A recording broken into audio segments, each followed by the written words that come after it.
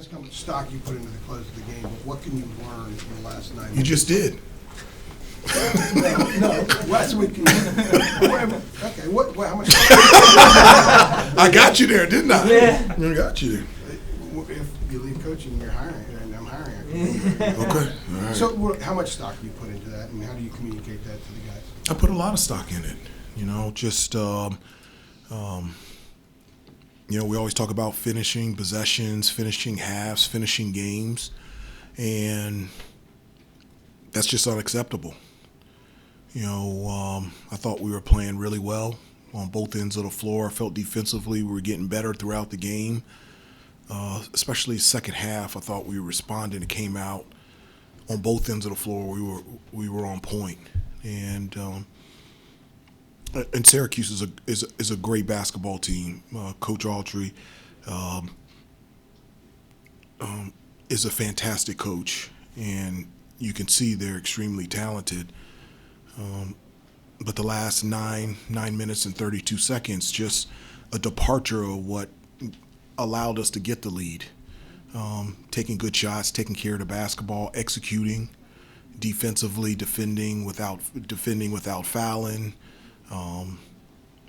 Execution-wise, defensively, boxing out, just different stuff like that, and they got it to 6. And so we'll watch the film and learn from it. And I always think, you know, I go from Coach Smith. Mistakes are good when you can recognize it, admit it, learn from it, and grow from it, and that's what we'll do. You said, very quickly, if I can just follow, you said unacceptable in that stretch. Right before that was a 40-14 run by you guys. How acceptable was that, and what did you like about it? Yeah, I like that. Put a lot of stock in that. Yeah, I put a lot of stock in that one too. I like that as well. But, you know, that's something that we have battled all year, is our ability to stay on point, on script. And that's something that we need to fix now.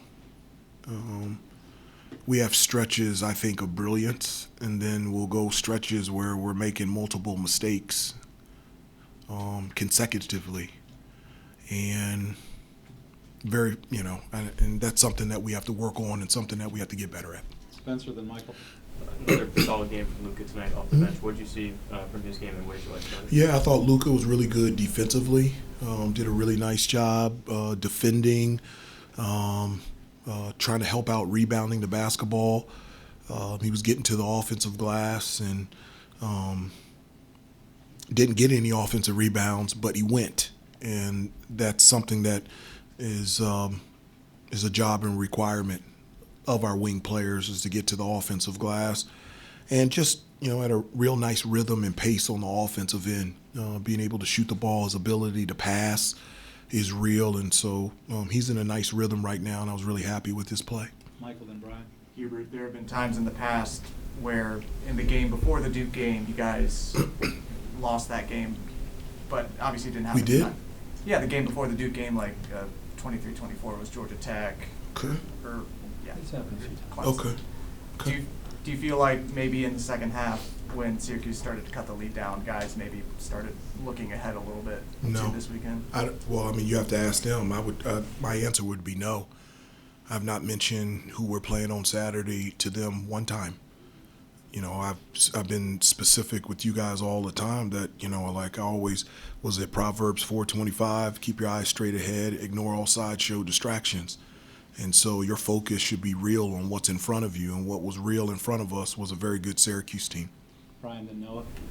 Hubert, I know you talked a little bit about Luka, but can you talk about the overall depth and how it's maybe stepping up at a perfect time? You obviously had Jaren at Virginia, Jonathan Powell tonight had 12 points in 13 minutes. Can you talk about how that depth is evolving and really stepping up as of late? Yeah, I mean, Jonathan, I thought, did a really nice job for us. Obviously, his ability to be able to shoot the basketball was good, but he's a big guard, physical, competitive. In our switches, he can guard, 1 through 4. Does a really nice job rebounding. He even led us in rebounding at Virginia. And so he can do a number of different things and impact winning in a number of different areas. And I thought he played really well tonight. Noah, then Rod. The last 3 games now, you guys have went on a run and the first half, and that was part of the 40-14 run even tonight. Yeah. How important, I guess, is that for you guys, and what is the biggest difference that you've seen as of late in the last couple of games to end the first half? Yeah, well, I think there's growth there, you know, ending the halves the right way and then coming out in the second half and raising that level. I think that's something that we have grown from, say, at the beginning of the year. That's something that we're improving. And so just the consistency to put 40 minutes together. I know it's not realistic, but I'm going for perfection and hope we can get somewhere close to that. But you're right. I thought the way that we played ending the half and the way that we started the second half was some of our best basketball. Rod, then Brennan. Hubert, how do you kind of help those guys fight that human nature when they're having so much success in those moments? Yeah, that's difficult. You know, maybe I should text them or tweet or I don't, you know, the way that they communicate, you know, but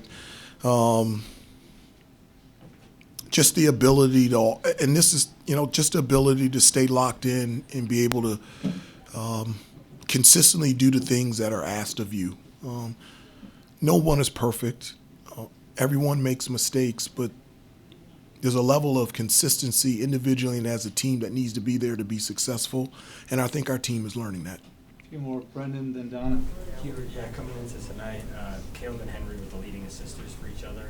They went to it again, I think 2 of the first 3 possessions of the game. What is it about that big-to-big passing that is so effective, especially of late? Yeah, the buddy ball between those two, yeah, it's nice. No, I mean, both of them, people talk about their scoring and their rebounding. They check a number of boxes. They're really good passers. And the chemistry between them has been there since they met. I mean, it's interesting, you know, coming from an experienced player like Henry and then a freshman like Caleb, and it feels like they've played together 3 or 4 years. When I separate them in practice, they start crying and, you know, whining, and I have to put them back together. And but they just have a real good feel for each other on both ends of the floor and the way that they communicate. And obviously they've been successful this year. Donna, then the last 2 will be Jesse and Shelby. There you go. Yeah. Yeah, I'm from Syracuse, Hubert. I'm curious about what you saw about the Caleb-Donnie Freeman matchup today. Yeah, Donnie is, I mean, he's got tremendous length, versatility, his ability to score in many different areas. Obviously, he can shoot 3, but he's got a real mid-range game, can post up, get to the free throw line. Very impressed by him. Because of his length, he can be an excellent defender, switch 1 through 5, runs the floor, ability to finish around the rim. And it was a nice matchup between those 2 guys that have similar traits and gifts out there on the floor. It's fun to watch. Last 2, Jesse, then Shelby. Hubert, to kind of piggyback off that question, to have the matchup with Donnie when he was physical tonight, how, if at all, beneficial is that, you know, for you ladies having Yeah, I mean, we didn't look at it as, you know, a matchup between, you know, Donnie and Caleb. It was between North Carolina and Syracuse. And, you know, both of those guys are really good players. They're gifted, and they can check a number of boxes. So, again, it was really nice to see that matchup and see them compete against each other. It's always nice to watch talent on talent, and I think both of them played extremely well. Shelby. Just a little bit away from the game, but just wanted to ask about the shoes that you and the coaching staff were wearing, and just what did that mean to you, not only to be able to maybe represent that in that cause, but for the players to have that experience with the pediatric cancer patient? Yeah, I mean, that's huge. I mean, one of the biggest things for us as a team and as a program is community service. I always say that a blessing is just not for you, it's to work through you to benefit somebody else other than just you. And so our players have done a number of things at the Children's Hospital, YMCA, Hargraves Community Center, Boys and Girls Club, but to wear those shoes that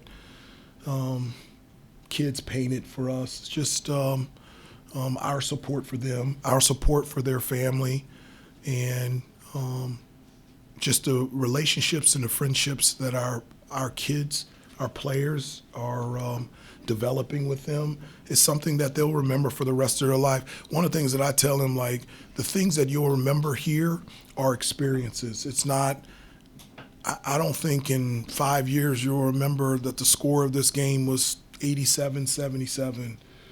But you'll remember why we wore those shoes. You remember who painted those shoes and the reason why and the relationships that come from it. Thank you. Thank you. Can't appreciate Shelby and